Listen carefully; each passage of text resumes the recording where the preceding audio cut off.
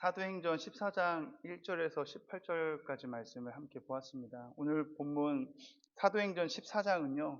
바울과 바나바가 비시디아 안디옥에서 복음을 전할 때 도시의 온 시민이 이 복음을 듣고자 다 모였잖아요. 그런데 이를 지켜보면서 회당에서 말씀을 전하던 유대인 지도자들은 마음이 어땠어요? 심히 불편했다고 해요. 왜? 자기들이 설교할 때는 사람이 별로 없었는데 이 두 사도가 와서 복음을 전하니 이 회당이 꽉 찰 정도로 그 온 심이 도시의 심이 다 왔기 때문에 그들이 마음이 시기와 질투로 가득 차서 그들을 미워하기 시작했죠.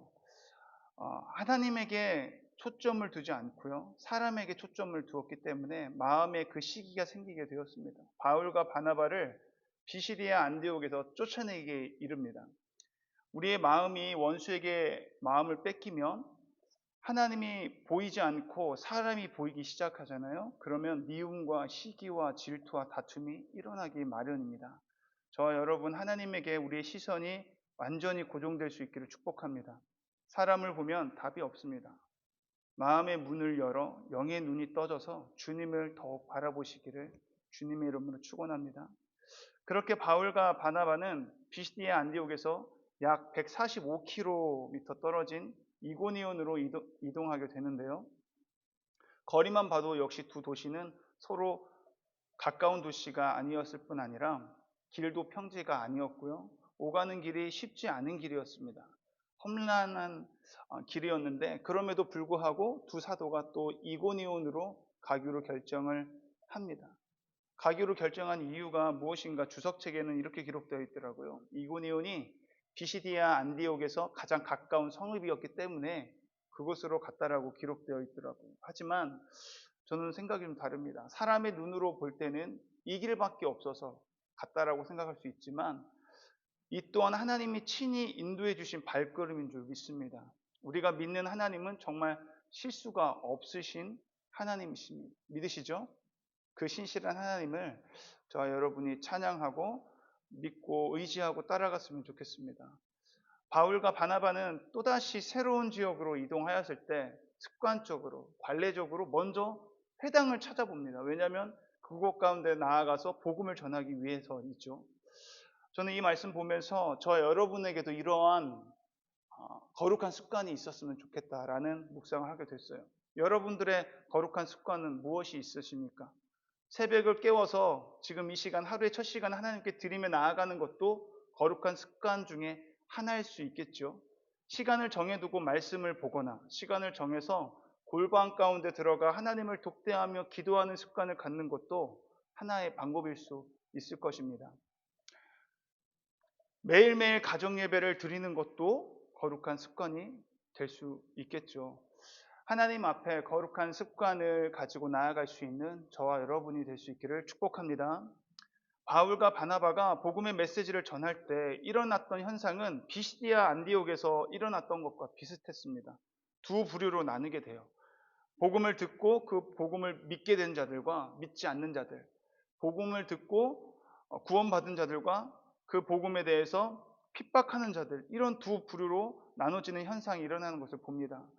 오늘 이고니온에서도 동일한 현상이 일어나요. 심지어 믿지 않는 유대인들은 이방인들의 마음을 막 선동해서 믿음을 갖게 된 사람들에게 좋지 않은 감정을 갖게 했습니다.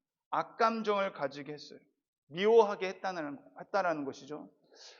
여러분 분명히 기억하시기를 바랍니다. 하나님은 지금도 일하고 계십니다. 그런데 중요한 것은요, 원수도 동일하게 일하고 있다는 것입니다. 지금도 마귀는 부지런히 일하고 있어요. 오늘 새벽에 실제로 당했던 일인데, 제가 새벽에 설교 준비하려고 1시 반에 일어났거든요.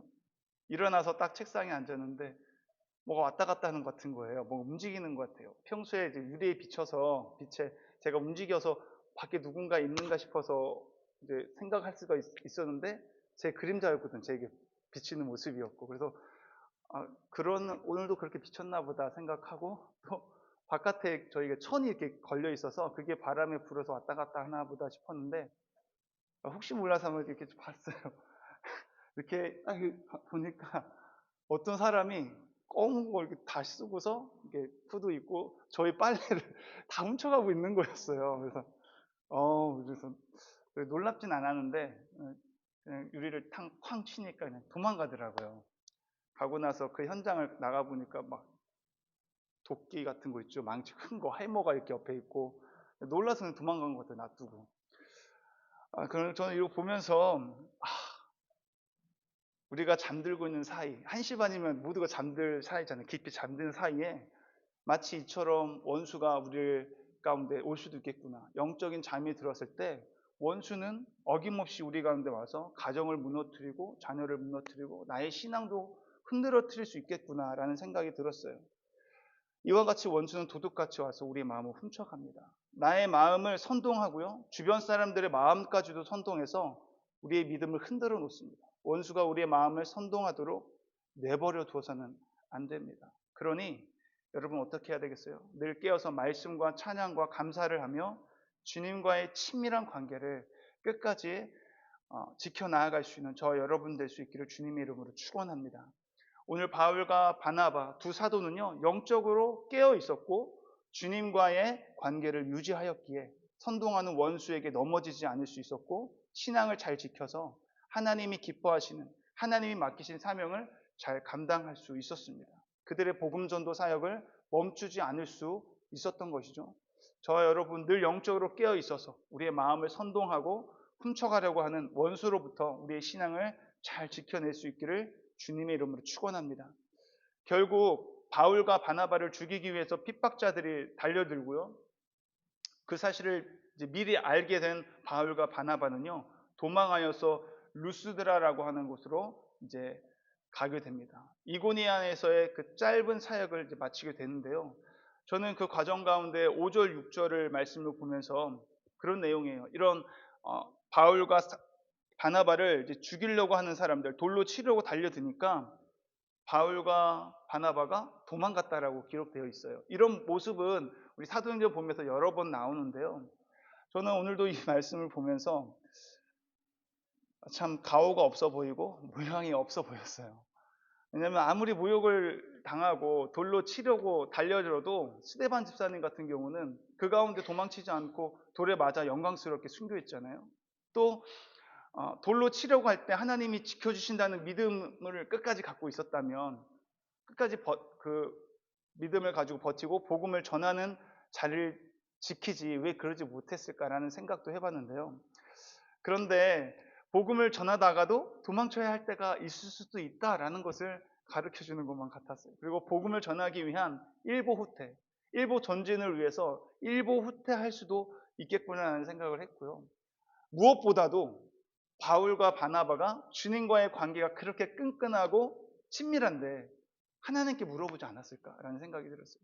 여기는 기록되진 않았지만 바울과 사도 바울이 하나님께 묻고 하나님이 가라 하셨기 때문에 갔다라는 말은 안 나와 있지만 저는 믿습니다. 이 두 사도가 주님과의 그 친밀한 관계에 있었기 때문에 무슨 일을 하든 하나님께 묻고 나아갔을 거라고 그런 묵상을 하게 됐어요. 박해를 피해서 간 것이기 때문에 얼마든지 인간적인 눈으로 볼 때는요. 상황과 환경이 어쩔 수 없었기 때문에 그 환경에 휘둘려서 떠나간 것처럼 보이지만 이마저도 하나님의 섭리와 계획 속에서 이루어지고 있었던 거라는 사실입니다. 하나님의 일하심이 그곳 가운데도 있었음을 믿습니다. 중요한 것은 그들이 복음을 전하는 일에는 포기하지 않았다라는 것입니다. 하나님이 허락하신 다른 지역에서 이 하나님의 복음을 또 전하기 시작합니다. 루스드라라고 하는 이곳은 유대인들이 거의 없는 이방인들만 있는 곳이어서 회당이 없는 곳이었거든요. 이방인들이 주를 이루고 있는 이 지역에 또 복음을 듣고 믿어 구원을 얻을 영혼들에게 하나님은 이 두 사도를 보내십니다. 루스드라 사람들에게는 예비된 복을 누리게 된 것이죠. 그들이 그렇게 도망쳐서 도착한 루스드라라고 하는 곳은요, 이고니안에서 그렇게 멀지 않았어요. 이곳은 30km 정도 떨어진 곳이었습니다. 당시 하룻길에서 하룻길 반 정도면 갈 수 있는 거리였어요. 루스드라의 근방에서 복음을 전하고 있을 때 한 사건이 벌어지게 되는데 우리가 읽은 본문처럼 태어날 때부터 걷지 못한 자가 있습니다. 근데 바울이 복음을 전할 때에, 말씀을 전할 때에 그 사람의 얼굴을 보니까요, 주목하여 봤다고요. 주목하여 구원을 받을 만한 믿음이 그에게 있는 것을 보고 그에게 큰 소리로 이르되 네 발로 바로 일어서라 하니 그 사람이 일어나 걷는지라. 아멘. 이 기적이요, 지금은 2000년 전이니까 그때 당시엔 됐지만 지금은 기적이 안 일어나요. 이건 말이 안 됩니다. 지금도요, 기적이 엄청나게 일어나고 있고요. 우리가 알지 못하는 지역에서 하나님의 말씀을 듣고 병고침이 일어나는 곳이 수두룩합니다. 이 하나님이 저와 여러분의 삶 가운데도 일하실 줄 믿습니다. 본문에서 이렇게 말하고 있어요. 듣거늘, 지금 그 병든 자, 태어나서 걷지 못한 그 자가요, 듣는다라고 되어 있는데, 번역된 헬라어는요, 그냥 우연히 듣거나 흘러가 듣는 이야기로 듣지 않았다는 거예요. 관심을 갖고 열심히 듣는다는 의미를 갖고 있습니다. 또한 동사의 시제는요, 완료형이 아니라 미완료형입니다. 무슨 말입니까? 지속적으로 그 말씀에 대해서 집중해서 사모함으로 말씀을 대했다는 거예요. 근데 그것을 사도 바울이 보니까 그 눈빛과 그 사모하는 마음이 느껴졌나 봐요. 학교에서 열심히 공부하는 학생들과 열심히 공부하지 않는 학생들 딱 보면 알잖아요. 딱 주목해서 보니까 나에게 집중하는 것을 보고 저 사람은 지금 저 상태의 믿음이라면 내가 선포할 때, 예수 이름으로 선포할 때 일어날 수 있겠구나, 고침받을 수 있겠구나, 걸을 수 있겠구나라는 확신이 들었었나 봐요. 그래서 결국 그가 그 말을 듣고 선포 속에 예수의 이름으로 걷게 되죠. 그런데 성경은 바울이 말씀을 전할 때에 그렇게 저와 여러분이 말씀을 통해서 알 수 있는 것은 말씀을 집중해야 된다, 사모해야 된다. 지속적으로 그렇게 말씀을 향한 사모함이 일어날 수 있기를 축복합니다. 하나님이 주목하시는 인생이 얼마나 큰 축복입니까? 저와 여러분 말씀을 지속적으로 사모하고 집중하며 나아갈 때에 하나님께 주목받는 자가 될 줄 믿습니다. 그런 축복이 저와 여러분에게 있기를 소망합니다. 사도들이 행하는 이 놀라운 이적을 본 루스드라 사람들의 반응은 마치 신이 사람의 형상을 입고 온 것처럼, 그들이 믿는 제우스라는 신을 신처럼 여기면서 사람의 모습을 입고 온 신이라 여기면서 그 두 사도를 신격화하면서 제사를 지내려고 할 때 이 두 사도가 옷을 찢죠. 이 옷을 찢는다는 것은 하나님을 향한 신성 모독을 지을 때 유대인들이 보통 하는 행동입니다. 자신을 신격화했던 벌레에 먹혀 죽었던 헤롯과는 대조되는 행동이죠. 신격화할 때 이들은 그것을 보고 가슴을 아파하고 옷을 찢는 행동으로 보여주면서 이것은 잘못됐다라고 하면서 그들에게 말을 합니다. 복음을 전하는 것은 이런 헛된 일을 버리고 천지와 바다와 그 가운데 만물을 지으시고 살아계신 하나님께로 돌아오게 함이니라. 이들이 복음을 전하는 것은 너희들이 그렇게 우상 숭배하는 그 신들로부터, 헛된 우상으로부터 떠나고 하나님께 돌아오기 하기 위해서 우리가 복음을 전하는 것인데, 너희들이 그 우상 숭배하는 그것을 우리가 우상인 것처럼 섬기느냐 하면서 사도 바울과 바나바는 탄식. 우리 모두가 어떠한 상황에서도 담대히 하나님의 말씀을 전할 수 있기를 원합니다. 그렇게 담대하게 하나님 말씀을 전하면 바울과 바나바의 메시지에 집중했던 그 태어날 때부터 하반신 장애인과 같았던 사람, 우리의 메시지에 집중하며 삶의 문제를 해결받고 싶은 사람들에게 하나님의 능력이 전달되는 원동력이 되고 그들의 삶을 변화시키는 은혜의 통로가 될 줄 믿습니다. 그렇게 담대하게 하나님의 복음을 선포하고 그 말씀을 받아들인 사람들의 모습을 통해, 그들의 삶의 변화를 통해 정말 우리가 하나님 앞에 은혜의 통로가 되고 또 하나님의 나라를 더욱더 확장하게 나아갈 수 있는 그런 저와 여러분의 인생 될 수 있기를 주님의 이름으로 축원합니다. 기도하시겠습니다. 사랑과 은혜가 풍성하신 하나님, 오늘도 새벽을 깨워 주의 제단 앞에 서게 하시니 감사를 드립니다. 사람에게 초점을 두지 않고 하나님께 초점을 두며 나를 잘 아시는 하나님만을 바라보며 의지하는 삶을 살게 하여 주시옵소서. 원수에게 우리의 마음을 빼앗기지 않게 하여 주시옵소서. 원수가 우리의 마음을 선동할 때마다 우리의 마음과 생각을 주의 보혈로 보호하여 주시고 성령의 인치심으로 지켜주시옵소서. 실수가 없으신 하나님을 더욱 신뢰하며 거룩한 습관으로 우리의 신앙을 지키고 견고하게 하는 믿음을 허락하여 주시옵소서. 그래서 주님 만나는 그날까지 이 사명 잘 감당하는 하나님의 사람이 되게 하여 주시옵소서. 일부 전진을 해야 할지, 일부 후퇴해야 할지, 하나님께 한 걸음 한 걸음을 뗄 때마다 묻고 걸을 수 있는 지혜를 허락하여 주시옵소서. 하나님의 말씀을 지속적으로 사모하며 집중하여 듣고 봄으로 하나님께서 주목하는, 하나님께 주목받는 복되고 거룩한 인생이 되게 하여 주시옵소서. 인생의 여러 가지 문제로 말미암아 힘들어하는 자들에게 그 문제의 해결자가 되시는 하나님을 담대하게 전하게 하여 주시고 그들의 마음에 복음이 심겨지게 하여 주시옵소서. 성령님의 도움을 간절히 구하며 이 시간 나아갑니다. 오늘도 성령으로 충만한 하루가 되게 하여 주시옵소서. 예수님의 이름으로 감사드리며 기도드립니다. 아멘. 오늘도 예수님의 이름으로 승리하시기를 바랍니다. 오늘 여성교회 밤이 있는데 그 여성교회 밤에 하나님의 놀라운 역사가 있게 달라고 또 기도했으면 좋겠습니다.